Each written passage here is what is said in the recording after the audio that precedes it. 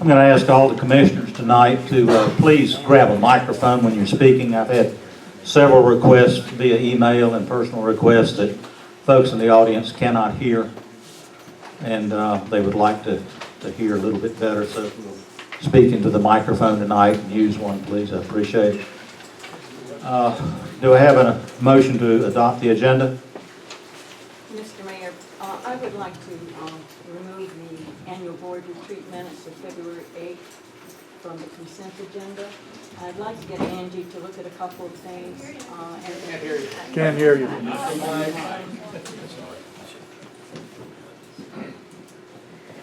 I would like to suggest that we remove the minutes of February 8th, the annual board retreat. I'd like to get Angie and Ron to look at a couple of things on the tape and bring those back to us at the next meeting, if that's okay with y'all. Okay, I have a request to remove February 8th, 2016 annual board retreat minutes until they had a chance to be reviewed by Angie and Ron. Second. Was that a motion to adopt other than that February the 8th? No, it's just to, if that's Okay. it's just to give Okay, them a just to chance pull that one. review a couple of things they'll need to review. All right. Then I move we adopt the agenda as amended. Have a motion from Ann Vinson to adopt the agenda as amended, which was removing February 8, 2016 annual board retreat until they're reviewed. Do I have a second? Second. Have a motion, have a second. All those in favor signify by saying aye. Aye. Opposed? The ayes carry. Public hearing. We have a public hearing tonight on the proposed 2016-2021 capital improvement plan. Mr. Nally? Thank you, Mayor. I'm going to spend a little bit of extra time just going over this because it's the first time y'all have had a chance to see it. With saying that, you'll notice that there is no action item on your agenda. We do have another month to schedule any meetings or any discussions that you feel are necessary to talk about the CIP. If we don't have any further discussion on it, we'll schedule adoption for April, your April meeting. So again, during this meeting, we'll get a chance later on in the meeting for y'all to give feedback, what projects you might like, what you don't, what to move. Because this is a very important process that you're heading into. This really is the beginning of your budget process. And as I've talked before, the capital improvement program is really a 5-year flexible financial planning tool that we use to sort of lay out all of our large capital expenditures. And by doing so, each department gives us worksheets, or gives me worksheets, and I take those and put a number to them, so a priority code. And I'm just going to use the governing board as an example. A comprehensive plan update. You'll see a project that totals $70,000, two $35,000 payments over 2 fiscal years. The board only adopts the first year of the 5-year plan. But in doing so, for example, if you adopted the comprehensive plan as priority number 6, and that was actually funded during your budget process, then it sort of ties you into your next payment. And so this is how that works. Vehicles are the same way. If you'll see a lease purchase, like on a truck, you'll see 5 payments of $16,500. It sort of ties you in for that next 5 years, so that's important to know. Those in the first year, which are the 2016-2017, those projects that are recommended for funding receive a number priority code. You'll see if they're in further years, 17-18 through 2021, or a future project, they receive a letter. A good example here is the radio replacement, A and B. You'll notice that those are your top priority. Those are a safety issue or a public mandate, something that we will end up having to do. They receive that mark. If it's a B, it's a replacement item. So you'll see a vehicle replacement. Put down here is a B. And then you might see a C on the next page there. C is a new item. It's a new project, something that we're not currently doing. So those are how the priority codes work. Do y'all have any questions about that? Again, we look at revenues and expenditures, and I won't take a lot of time to go over revenues, but I will take some time and just go over your expenditure projects.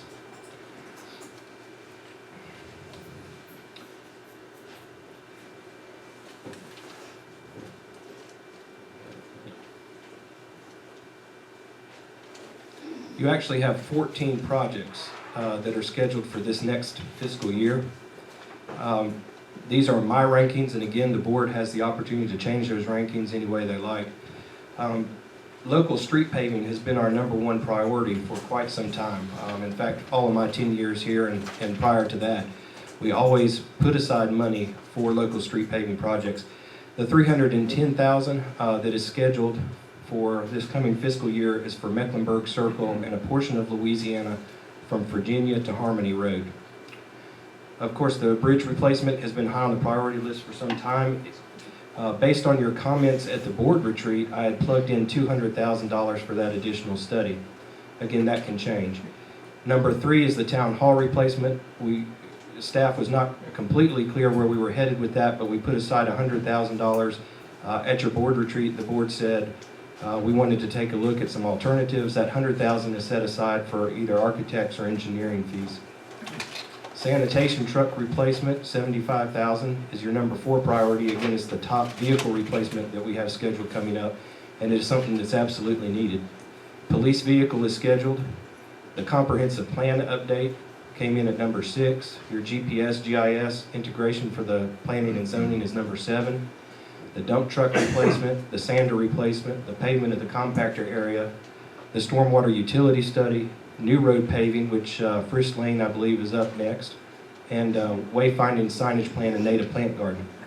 Now, I will say that we never, ever have enough money to complete all of these projects. So why it's important for the board to go through this process is because you set the priorities. You will tell me what you want from 1 through 10 or 1 through 14. And then I use those in order to create a budget, a draft budget for your review in the next month.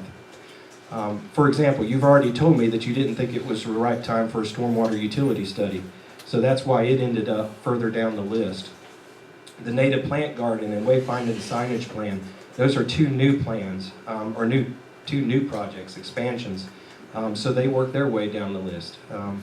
So again, it's important because I might only have enough money to say do 4 or 5 of those projects on the list, and that's why it's important to have your ideas of what those priorities are.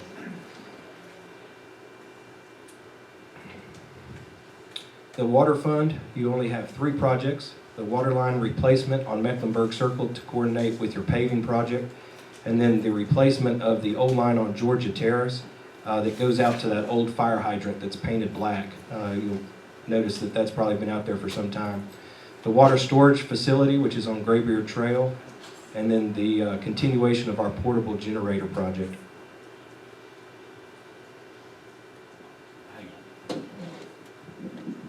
Back to that other slide. I want to know the first one. I'd like to know what the GPS, GIS deal is. What is that? We started a few years ago, and is David here?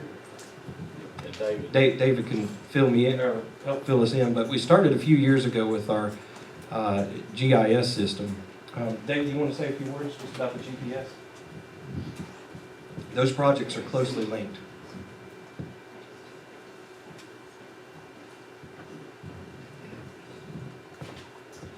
We currently have a town GIS system with a town map that has various layers represented on it for zoning districts, that type of thing.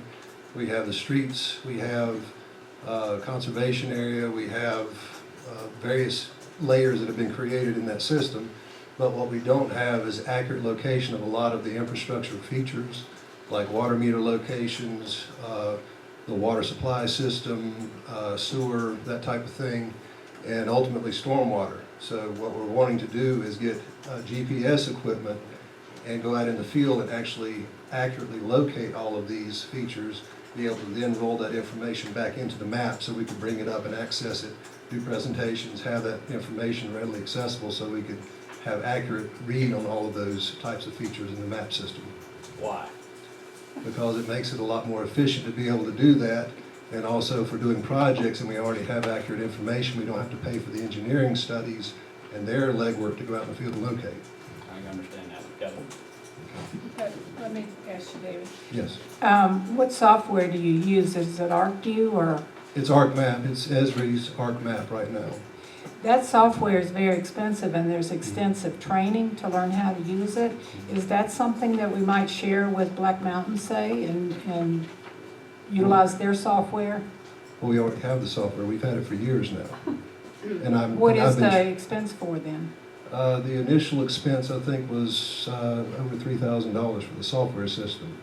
And there's a subscription type thing that you pay each year for accessing the system and having it available. Oh, are you talking about GPS or GIS? Whatever the expense here is for. Well, the new system would be actual global positioning satellite, like a Trimble unit that you go out in the field with for locating. That system, it's represented in the CIP. I don't know exactly what the figure was right offhand. What's?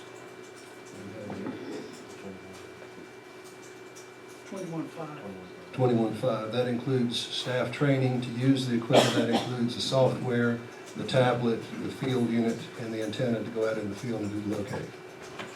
So that's what I'm asking. Is there any possibility of sharing that expense with Black Mountain, since they probably already have that equipment? I don't know if the town of Black Mountain does have that equipment to do that. I haven't had that conversation with them, so we could find out certainly. Okay. Got it. Okay. Thank you, Dave. Thanks, David. All right, just another quick word. You'll see, we have a total of general fund projects, total about $7 million worth of CIP projects. You'll see that most years we're spending roughly around $900,000. You do see fiscal year 17-18 at 1.6 million. That was for the construction of the bridge. After the planning may be done. What I need to say about that is that if you look in your other revenue, you'll see $760,000 coming from that federal money. Again, for the bridge project, we're receiving 80% of that money back. So again, the town is only responsible for 20%, but in this financial document, it shows up as a total cost or a total expenditure. So you also have to look at your revenue side as well as your expenditure side when you're considering projects. And, I just make this plug since we have so many people in. I've heard a lot about the revenues and, it's still my tax money, that kind of thing. The municipal bridge project in North Carolina, people have already paid their taxes. That's already been paid for. That money is going somewhere in North Carolina. We just think it's important to bring that money that you've already paid towards that to the municipal bridge program back to Montreat. So that's why we take advantage of grants whenever we can, because through this federal program, just some quick numbers for you. They estimate that about 55% of Americans pay federal taxes. So that's about 125 million, I believe. If you put that and plug it into our project, that's less than a cent of your tax money that's going towards this bridge project. So it's like 1/100th of a penny. So again, just put things in perspective when we talk about this money. We only have, as I pointed out in revenues, we average about 45% of revenues that go to our capital projects. So your capital funding based on the 45% is around $700,000. Again, just to point out that we never have enough money to do all the projects. And so that's why you going through this document and deciding what your priorities are is very important to staff and to the public. So unless y'all have specific questions, that concludes my portion of the. When are we going to discuss some of these other items? I'll leave that up to you. Again, we always like for your adoption of the CIP by April, because we start our budget process now. I have one question about the CIP update, $35,000 for 2 years, $70,000. I wonder, with so many things up in the air right now, if it wouldn't be good to postpone that until we get some big items settled and then do our planning, because that would have an impact on what we're gonna plan. I agree. I think it's one of those things that comprehensive plan update, it just may not be the right time for that. You'll see a priority code of 6. And of course, if the board tells me they want it further down the list, I'll be glad to move it further down the list. I would concur with having it further down the list. I think it's a little premature to get into the comprehensive planning at this point in time. I agree. Any other questions of Ron? Folks, this is a public hearing. We're not going to adopt the CIP tonight. We just got it this past week, so we've really not had a chance to look at it in great depth yet. But if there are any questions or any comments concerning the CIP, this is a public hearing. Question? Step up to the microphone, please. Does the money that you allocated to Don Reed, Shenandoah Terrace, does the money that you have allocated Take for the it, there you go, town, like a popsicle. does the money that you have allocated for the town hall project, the $1,795,000, does that include the land also, which was $225,000? Ron. No, that was the construction cost that was based on the plan that was designed for Florida Terrace. So not having any additional information from the board, those were the numbers I plugged back in. Any other questions? Any other comments?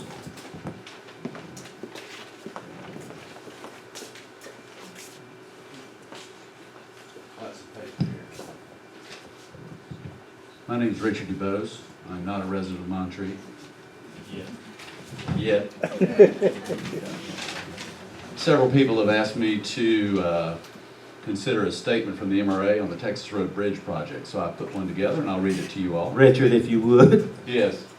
We've got a place down here in just a few minutes, and Oh, I'll later call on you you back do. up here. Great. Okay. I'll sit in the front row and wait. All right, thank you, Richard. Any other questions or comments concerning the capital improvement plan? I'll make a comment, and you can tell me whether it's appropriate at this point in time or not, but since it involves finances and both the revenue side and the expenditure side with respect to the bridge, I don't think this conversation has been made in the public eye. I know there was some conversation between, a letter between Mr. Don Reed and Donnie Brew of the Transportation Department, in which some questions were asked, and I asked the same questions of Mr. Brew. But of the 80-20 split that we are in, just have in hand right now with the Department of Transportation, if a no-build option were to be taken, that money will not be available at any other point in time in the future. So, I mean, this is, if that, we've sort of a bit moved past that, but that 80-20 split will no longer be available at any time in the future if a bridge is not built there, so. And where'd you get that information? That came in a letter from Mr. Donnie Brew that was written to Mr. Don Reed, and I asked the same information from him, and he sent me a copy of that email. Probably Ron could pull it up if he needed to, but that information, that money will never be available in the future for any future Mary, I think, council. really, you've asked me a question, and I think this comments will be more appropriate down here when we get to the bridge discussion, if And that's all that's right. okay too, yeah. Okay. Any other comments on the capital improvement plan? Hearing none, the public hearing is closed.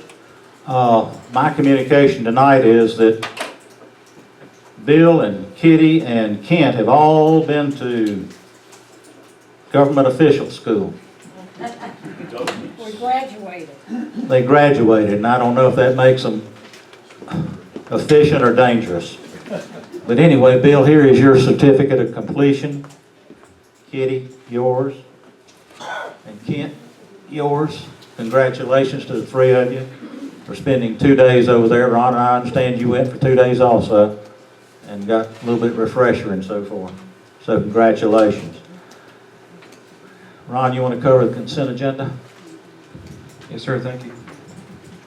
Tonight, under the consent agenda, the board adopted the January 29th special meeting minutes, as well as the February 4th agenda meeting minutes and the February 11th town council meeting minutes.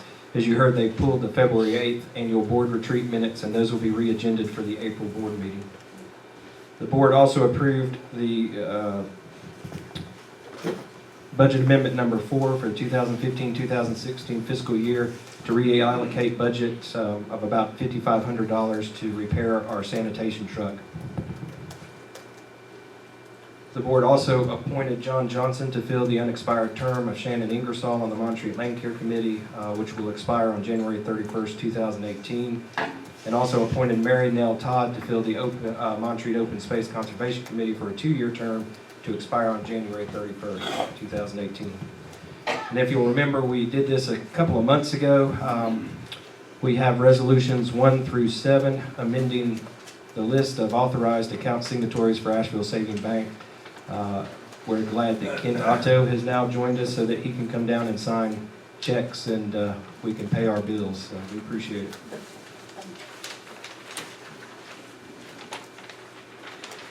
Just a couple of things to report. I was asked by one of the commissioners to add the architectural design studio letter from Mike Cox dated December 22nd into the packet, and that is there for your review. Depending on further discussion during closed session, we will have to revisit this at some point. I'm hoping that everybody yesterday received Buncombe County's emergency test. I think hopefully a lot of people did. Yeah, all right, great, super. We do businesses also. Okay. Didn't. I understand that it was mostly successful, so I guess we'll have to wait and see what kind of response rate they got. Just know that they are beefing that up in preparation, in Preparedness Week, I think is what it's called, that is this week. We will also be testing our Code Red. So how many are signed up for Code Red? How can we find out if we're, or If- not? We thought we were. Yeah, if you will please, now Buncombe County's is different than ours. Ours is Code Red, Buncombe County's did their own system. For signing up for Code Red, please just visit our website, and there's a link on the right-hand side of the page that you click. So if you have trouble, please call us. We did have one person that had trouble signing up, so give us a holler if you're having trouble with that. And we will probably be testing ours very soon. And I believe, let's see, unless y'all have any other questions, that concludes my reports. Any other questions of Ron? All right, we'll move right into administrative reports. Chief Staggs.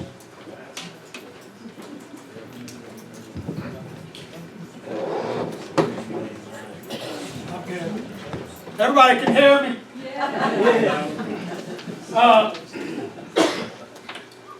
Good evening, Board, Mayor. Town services, we had 380. MRA, we had 122. In the college, we had 11. On the 2nd, we had a suspicious person call. We located that subject. That subject was looking for the homeless shelter on Montreat Road. We escorted him there. I want to say on the 11th, several residents provided a Valentine luncheon for our staff, and that was all our staff. And it was really enjoyed, and I gained 5 pounds. On the 13th,